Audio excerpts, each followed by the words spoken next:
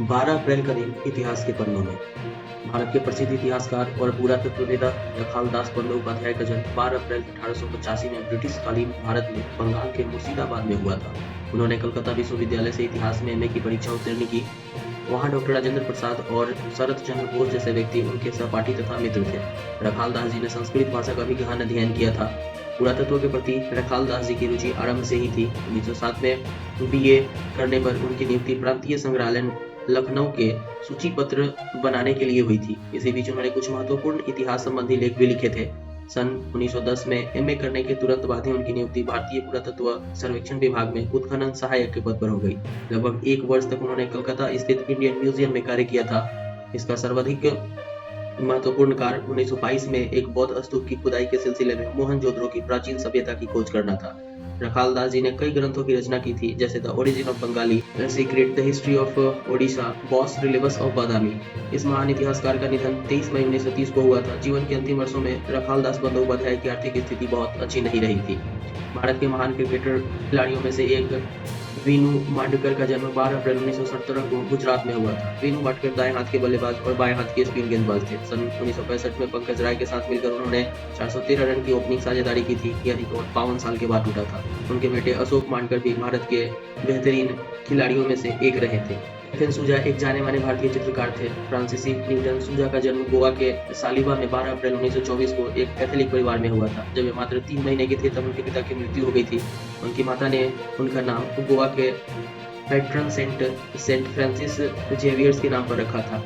एफएन सूजा ने मुंबई के सेंट जेवियर्स कॉलेज में पढ़ाई करने के लिए दाखिला लिया था, पर एक दिन शौचालय में टॉयलेट पर भित्ति चित्रण करने की वजह से उन्हें निकाल दिया गया। एफएन सूजा मुंबई के प्रसिद्ध sir J college of arts में अध्ययनरत थे, पर भारत छोड़ो आंदोलन के समर्थन के कारण उन्हें वहां से भी निकाल दिया गया था। सन 1947 में एफएन सूजा कम्युनिस्ट पार्टी ऑफ इंडिया में शामिल हो गए थे।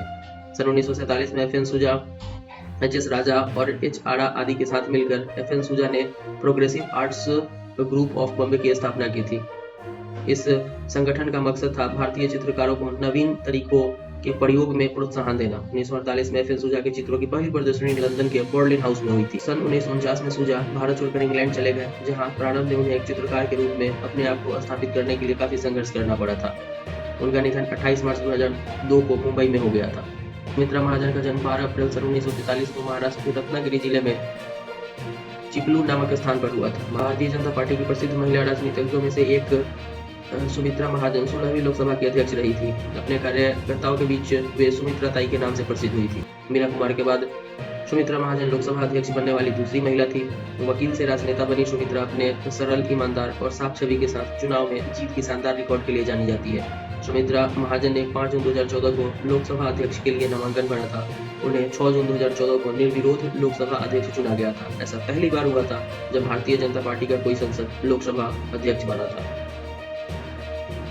तुलसी गबार्ड अमेरिकी कांग्रेसी में पहली हिंदू अमेरिकी सांसद बनी थी। उनका जन्म 12 अप्रैल 1981 को अमेरिका के अमेरिकन समोआ में हुआ था। अमेरिकी कांग्रेस में एकमात्र हिंदू सदस्य सर्वोपदार सांसद तुलसी गबार्ड ने भारत के प्रधानमंत्री नरेंद्र मोदी के सितंबर 2014 में 5 दिवसीय अमेरिकी दौरे के दौरान मुलाकात की और भगवत गीता की एक निजी प्रति उन्हें भेंट करते हुए कहा कि वह भारत के प्रति उनके प्रेम का प्रतीक है। गबार्ड ने एक बयान में कहा कि उन्हें नरेंद्र मोदी के समक्ष प्रतिबद्धता जताई कि अंतर्राष्ट्रीय योग दिवस शुरू करने के लिए संयुक्त राष्ट्र से की गई प्रधानमंत्री नरेंद्र मोदी की अपील के समर्थन में कांग्रेस में एक प्रस्ताव पारित कराने के लिए वह पहल करेंगे।